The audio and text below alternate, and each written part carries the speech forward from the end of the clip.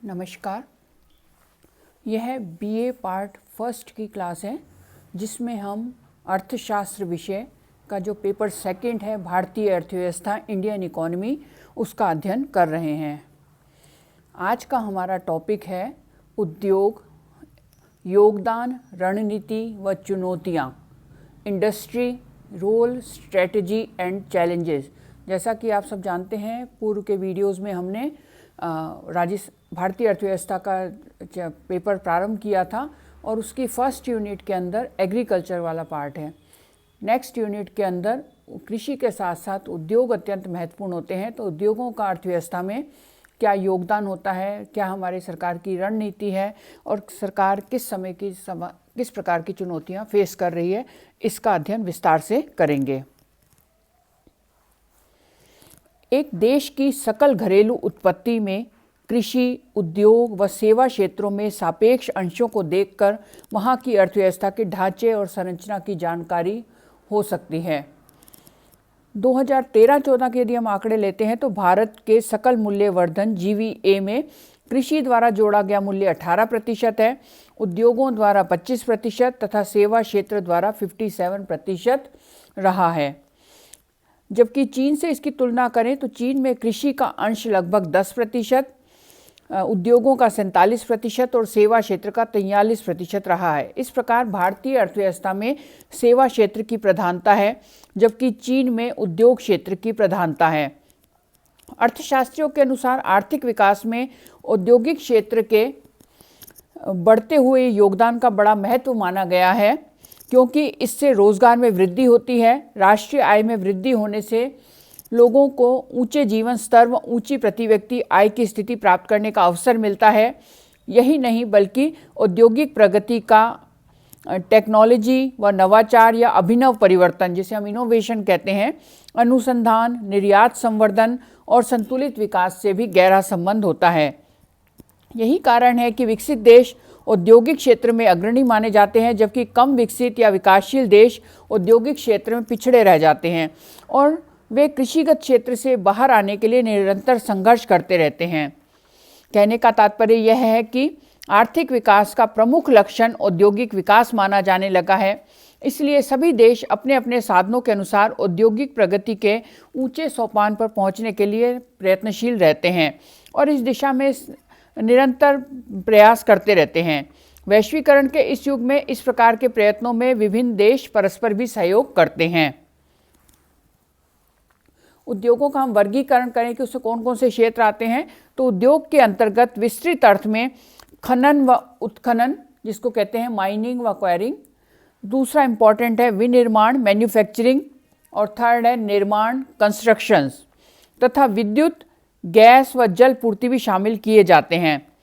विनिर्माण वाला जो क्षेत्र है वह संगठित व असंगठित दो प्रकार का हो सकता है।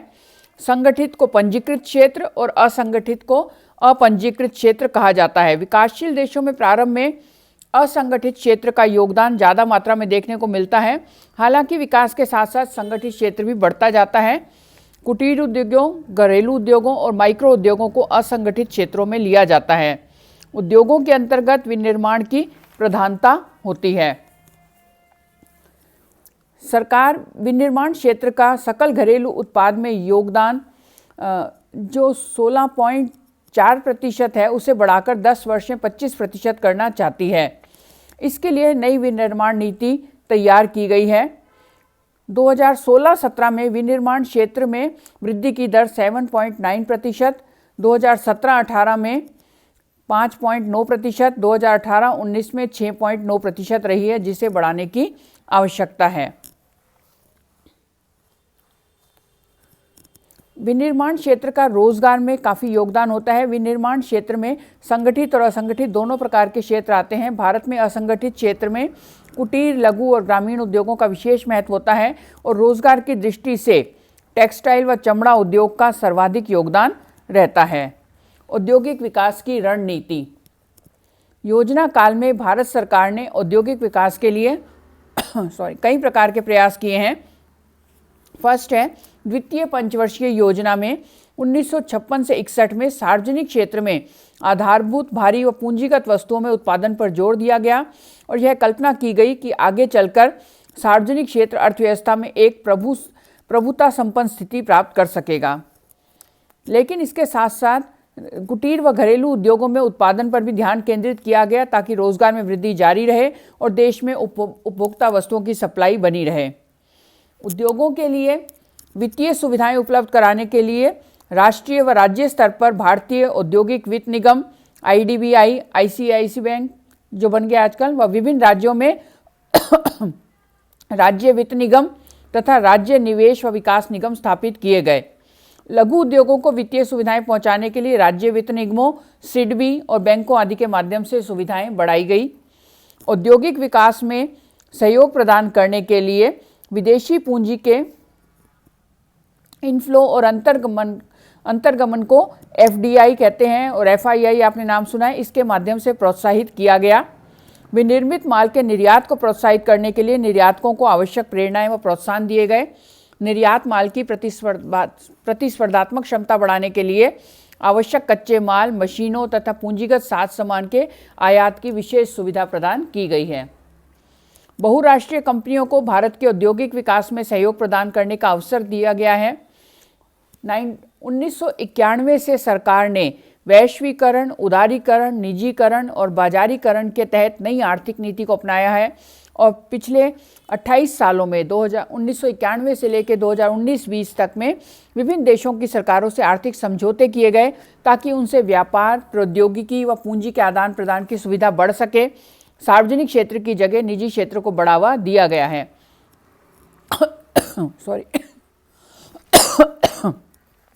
भारतीय उद्यमियों को भी अन्य देशों में औद्योगिक उपक्रम स्थापित करने, चालू उद्योगों का अधिग्रहण करने आदि की सहूलियतें बढ़ाई गई, जिससे उन्हें विकास के नए अवसर प्राप्त हुए। औद्योगिक प्रशिक्षण संस्थानों की स्थापना की गई ताकि औद्योगिक दक्षता का विकास किया जा सके। आवश्यक दक्षता के अभाव में औद्योगिकरण का विकास का मार्ग अवरुद्ध हो जाता है। पिछले कुछ वर्षों में औद्योगिक विकास के लिए इंफ्रास्ट्रक्चर की सुविधाएं, आधारभूत सुविधाएं बढ़ाने की दिशा में विशेष प्रयास किए गए हैं, जैसे सड़कों, रेलों, बंदरगाहों, हवाई अड्डों, संचार के साधनों, विद्युत आदि पर काफ़ी धनराशि व्यय की गई है, जिससे औद्योगिक विकास के लिए आधारभूत सुविधाओं का विस्तार हुआ है। लेकिन अभी भी इनका अभाव कुछ राज्यों में बना हुआ है, तो भविष्य में इस कमी को दूर करने की आवश्यकता है। इस संबंध में आप दिन प्रतिदिन पत्रिकाओं में जो न्यूज़ आती रहती है उसमें देख सकते हैं। जैसे आज के खबर में, न्यूज़पेपर में, western dedicated freight corridor Rewari से जो मदार खंड है उसका लोकार्पण किया गया है। तो यह बहुत ही महत्वपूर्ण है उद्योगों की दृष्टि से।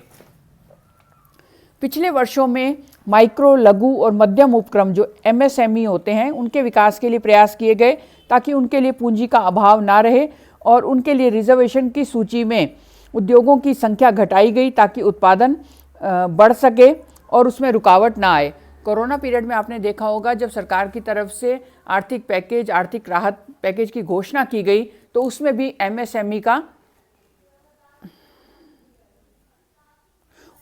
MSME पर विशेष ध्यान रखा गया। औद्योगिक क्षेत्र के लिए चुनौतियां, जैसा कि हमने देखा औद्योगिक क्षेत्र का विकास सरकार के लिए अत्यंत महत्वपूर्ण है, इसी पर देश का विकास निर्भर करता है। इस संबंध में सरकार के समक्ष चुनौतियां हैं जिसका आगामी वर्ष में सरकार को विशेष रणनीति बनाकर सामना करना होगा और विकास की दर को बढ़ाना होगा। कि फर्स्ट है, भारत को आगामी वर्षों में एक विस्तृत, व्यापक व गहन औद्योगिक आधार तैयार करने के लिए कई चुनौतियों का सामना करना होगा, तभी समग्र आर्थिक विकास की 8% दर प्राप्त की जा सकेगी। पर आपने देखा होगा कि कोरोना जो महामारी आई उसके कारण लॉकडाउन किया गया, उसके पश्चात 2020 का जो साल था उसमें विकास की दर एक बार नेगेटिव में चली गई, परंतु सरकार इस दिशा में प्रयासरत है कि विकास को तेज गति से किया जाए। दूसरा है, औद्योगिक विकास के क्षेत्र में सबसे बड़ी चुनौती आधारभूत सुविधाओं, जिसमें हम सड़क, रेल, विद्युत, बंदरगाह, हवाई यातायात, संचार के साधनों को लेते हैं। इनका जहां अभाव है, 12वीं पंचवर्षीय योजना में भी विशेष रूप से इन पर व्यय करके इनकी सुविधाएं बढ़ाई गई हैं। औद्योगिक विकास को गति प्रदान करने के लिए अभिनव परिवर्तन या नवाचार को बड़ा महत्व होता है। आज की ज्ञान अर्थव्यवस्था में इसका काफ़ी योगदान बढ़ गया है। इनोवेशन में आविष्कार व अनुसंधान से प्राप्त जानकारी व ज्ञान का उपयोग करके उत्पादन की नई विधियां तलाश की जाती हैं और इस पर R&D पर प्रत्येक विभाग है वो खर्च काफ़ी करता है। औद्योगिक विकास के क्षेत्र में एक चुनौती उत्पादन के पैमाने को उत्तरोत्तर बढ़ाने की भी होती है। ये एक प्रमुख समस्या होती है। इससे उत्पादन लागत घटती है और वस्तुओं की गुणवत्ता में सुधार होने से वह वस्तु विश्व के बाजारों में प्रतिस्पर्धात्मक स्थिति का सामना करने में सक्षम हो जाती है। इसलिए आजकल बड़े पैमाने के किफ़ायती उद्योगों पर बल दिया जाने लगा है। प्रतिस्पर्धात्मक क्षमता के बढ़ने पर निर्यात बढ़ाकर विदेशी मुद्रा अर्जित की जा सकती है।